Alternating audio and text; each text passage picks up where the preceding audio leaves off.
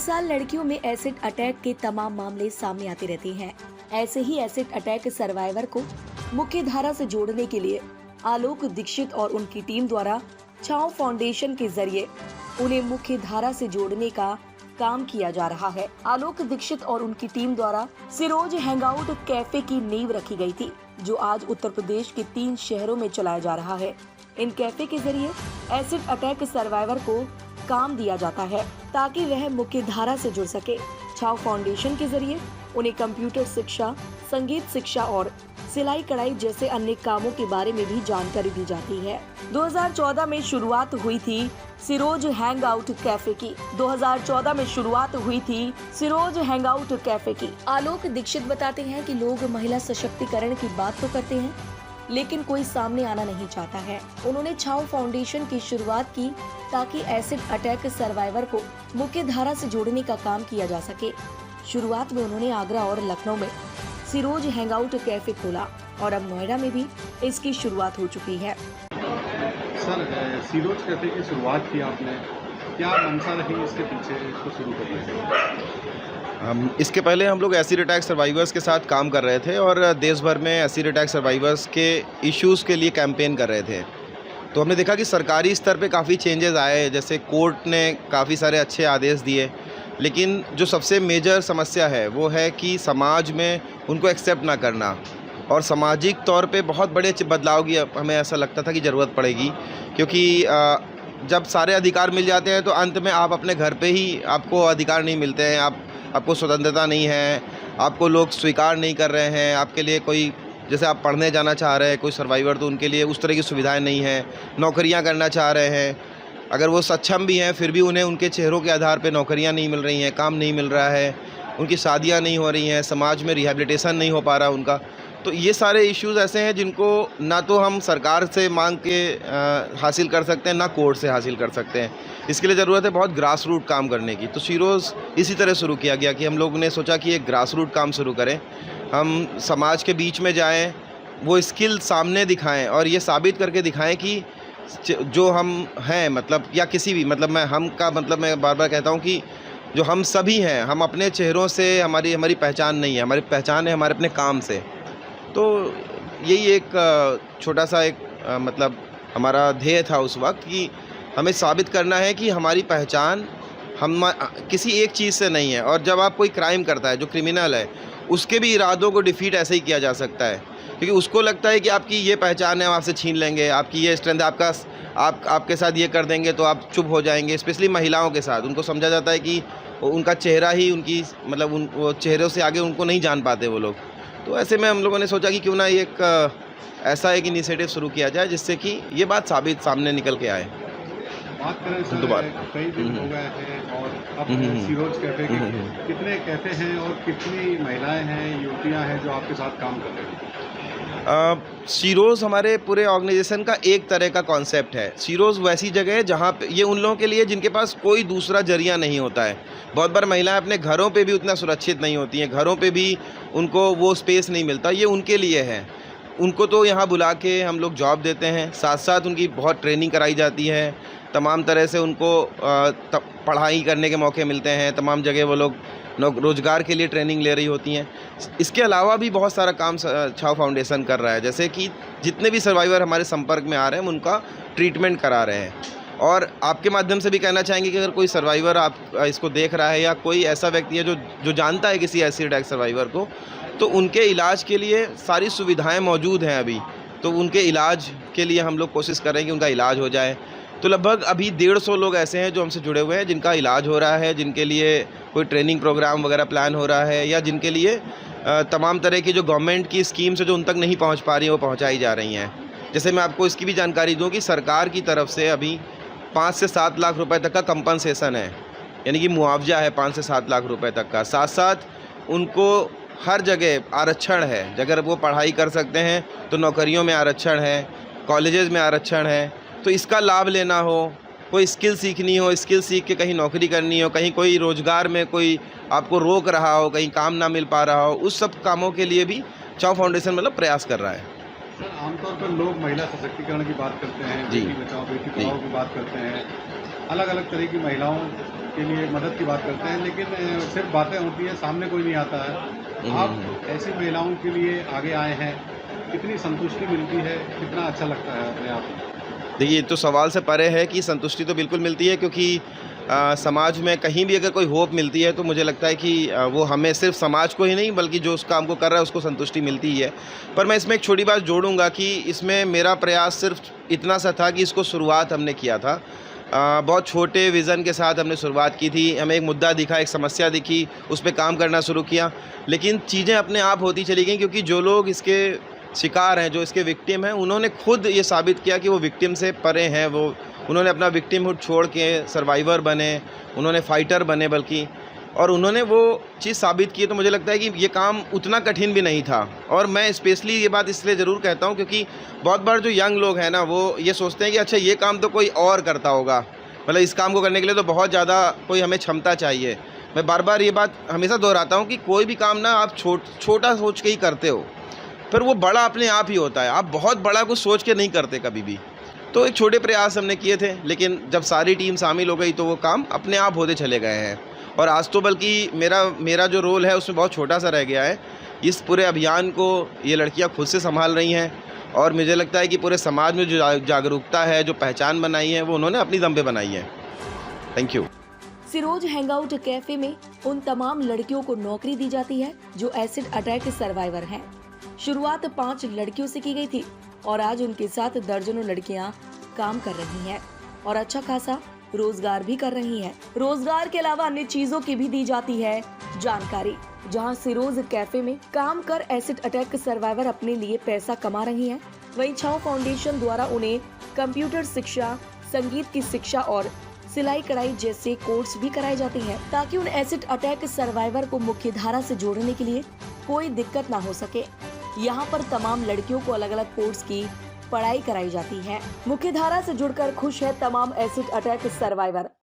क्या नाम है आपका? अंशु राजपूत। अंशु जी, यहाँ पर अलग अलग तरह की चीज़ें आपको सिखाई जा रही हैं, क्या क्या सिखाया जाता है, किस तरह से ट्रेनिंग दी जाती है?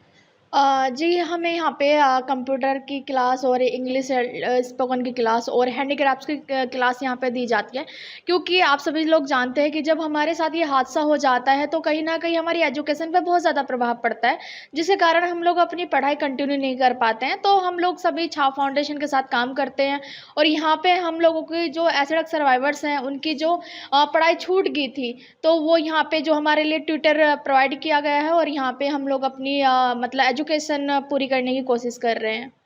जिन जिन चीज़ों को सिखाया जाता है उससे मुख्य धारा में जुड़ने में कितना फ़ायदा मिलता है, कितनी मदद मिलती है? जी, सबकी जो लर्निंग स्किल्स है वो सबके अलग अलग है। मतलब अभी इतना 5-5 7 साल गैप रहा है पढ़ाई में, तो थोड़ा मुश्किल होता है, लेकिन अच्छा लगता है सभी को कि एक समय के बाद सभी लोगों ने मतलब पढ़ाई पूरी करने का सोचा है। और आप देख रहे हैं कि गवर्नमेंट ने भी एसिड सर्वाइवर्स के लिए 1% कोटा निकाला है, ताकि वो अपने भविष्य के लिए अपना बेहतर कर पाए और पढ़ाई लिखाई करके वो अपना 1% जो कोटा है उसमें अपना हिस्सा ले पाए। यहाँ पर ट्रेनिंग आप कर रही हैं, इसके साथ ही सीरोज कैफ़े भी आप लोग चलाते हैं, वहाँ से रोज़गार भी मिलता है, किस तरह से उसको पूरा चलाते हैं आप लोग? देखिए, क्या होता है ना कि एक लड़की का इंडिपेंडेंट होना बहुत ज़्यादा ज़रूरी है आज के समय में। और अगर लड़की इंडिपेंडेंट है तो उसको समाज में भी मतलब उसको इज्जत मिलती है और वो अपना जो भविष्य है वो बहुत अच्छे से चला पाती है। और हम जैसे लोगों के लिए छाव फाउंडेशन ने इनिशिएटिव लिया है सिरोज हैंगआउट का, जिसमें हम सभी लोग काम करते हैं और हम लोग बहुत अच्छे से इंडिपेंडेंट हो पाए हैं। और अपनी जो समाज में कहीं ना कहीं हम लोगों की पहचान खो गई थी, हम लोग फिर से वही पहचान बना रहे हैं और समाज में बता रहे हैं कि हमारी काबिलियत मैटर करती है, हमारे चेहरे मैटर नहीं करते हैं। और हमारे पास काबिलियत है तो हम उस काबिलियत के साथ कुछ भी कर सकते हैं। और आप सभी को हम इनवाइट भी करना चाहेंगे हमारे सिरोज हैंगआउट नोएडा में, और बहुत खूबसूरत कैफ़े है नोएडा स्टेडियम के अंदर, और आप सभी आइए और हम सभी का हौसला बढ़ाइए और एक शाम अपनी हमारे नाम कर सकते हैं आप सभी लोग। 2014 में जब सिरोज हैंगआउट कैफे की शुरुआत हुई तो आलोक और उनकी टीम के साथ 5 लड़कियां थी और आज दर्जन और लड़कियां उनके साथ काम कर रही हैं और अपने लिए रोजगार पैदा कर रही हैं।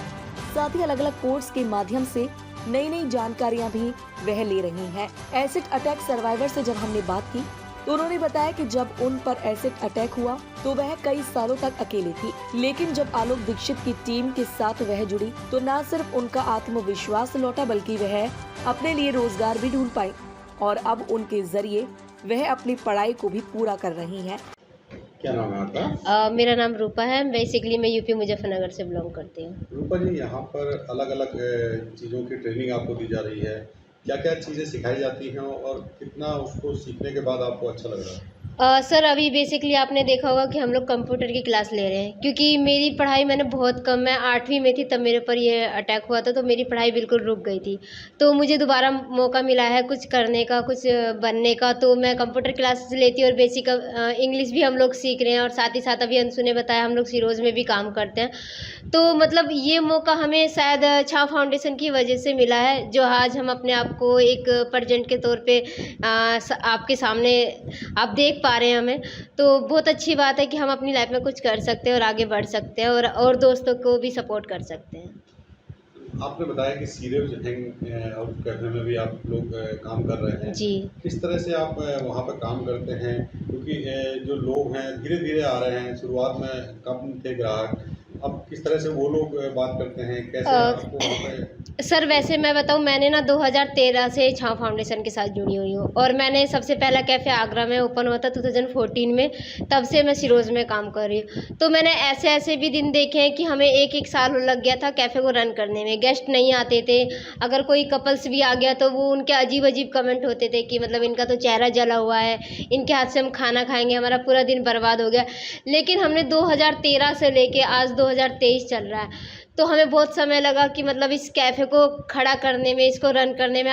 कहाँ एक कैफ़े से शुरुआत हुई थी, आज हमारे 4 कैफ़े हैं। 2 कैफ़े नोएडा के अंदर है, पहला कैफ़े आगरा में है, दूसरा कैफ़े लखनऊ में है।